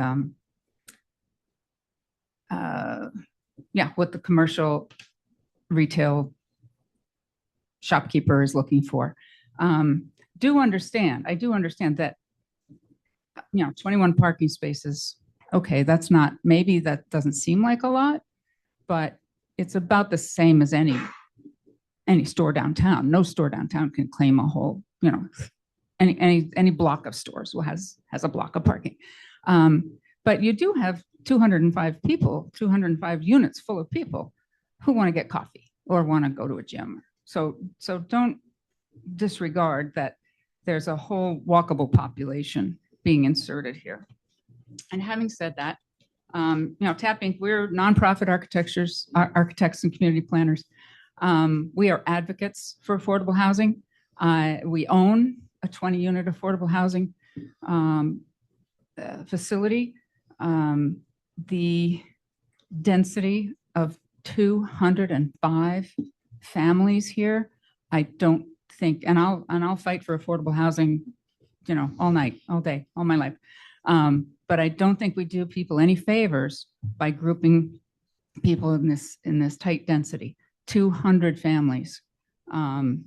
This site could offer some market rate housing over here and some affordable housing over there.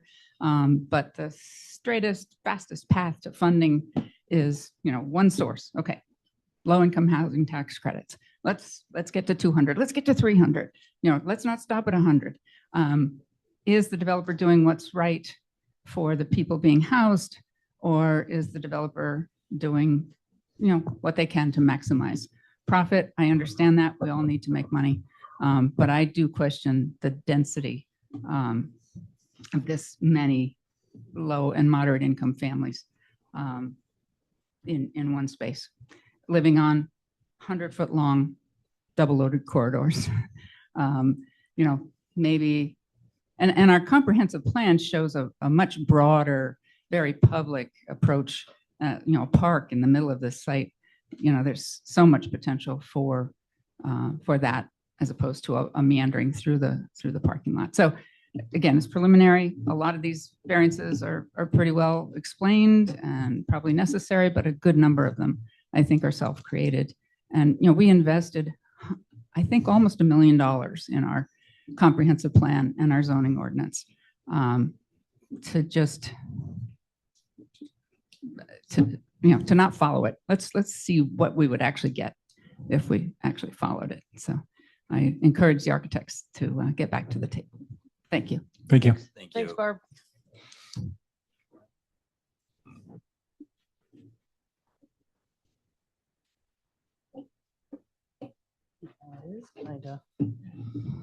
Good evening, ladies and gentlemen. I'm Ronnie Shamam. I have a house a block south on First Avenue from the south end of the project.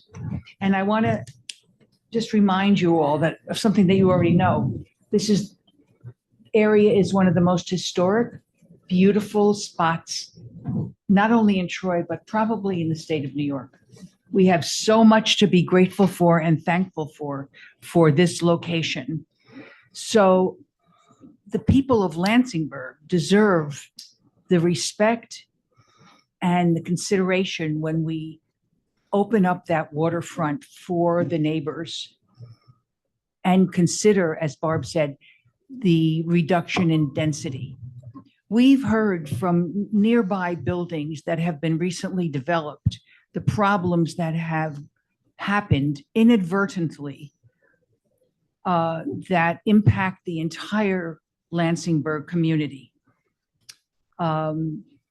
Police coming, fire engines coming, a lot of bad behavior that was not supposed to happen. The neighbors were very vocal, some in a not too pleasant way, about what they thought was coming, and it actually happened.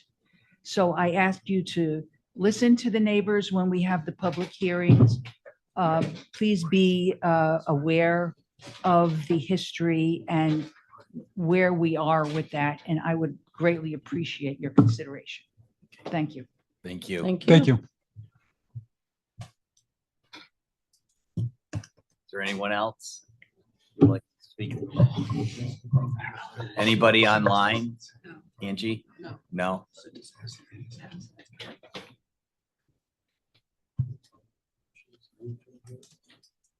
There's no other questions. I don't know if the developer wants to respond to everything. Would you like to respond or to any of those comments? Not at this moment. I thank you guys for your time and your patience in the beginning as we got through those technical difficulties, and we're excited to come back and present additional information as you guys requested.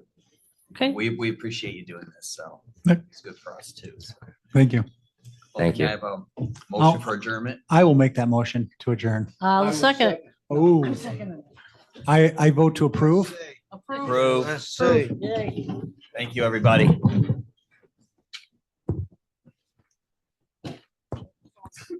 Pretending like I'm gonna go home and watch soccer, like my 3 kids are 8 gonna o'clock. freaking attack me as soon as I get to the door. I took it off. I saw this girl sitting in the front row. I was like, what?